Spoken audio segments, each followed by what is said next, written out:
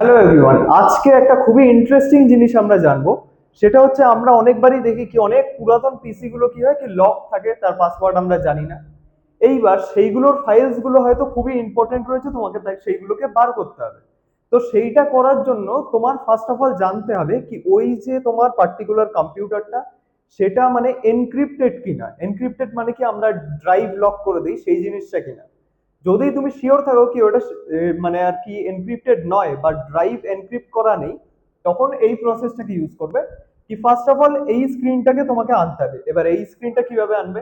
তোমার কম্পিউটারের যে লক স্ক্রিন ওইখানটা তুমি যদি শিফট কিটাকে কিবোর্ডে প্রেস করে রিস্টার্ট করো, তখন এই ট্রাভেল শুটিং এই জিনিসটাতে তুমি পৌঁছে যাবে এই স্ক্রিনে। আর একটা কি করতে পারো কি নতুন উইন্ডোজের একটা তুমি বুটেবল লাগিয়ে তুমি এই জায়গাটাতে পৌঁছাতে পারো।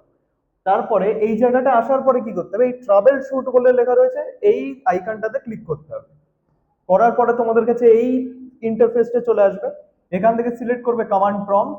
আর কমান্ড প্রম্পট আসার পরে তোমার কাছে পুরো ফাইলের অ্যাক্সেস চলে আসবে। তুমি সি ড্রাইভ চাও, ডি ড্রাইভ চাও, জে ড্রাইভই চাও, তার ভিতরে যা যা ফাইলস সবই তুমি ভিউ করতে পারবে। আর জিইউআই এর জন্য এখানে এক্সপ্লোরার লিখবে আর গিয়ে ওইটাকে এন্টার করবে। চলো, এতদূর দেখার জন্য থ্যাংক ইউ।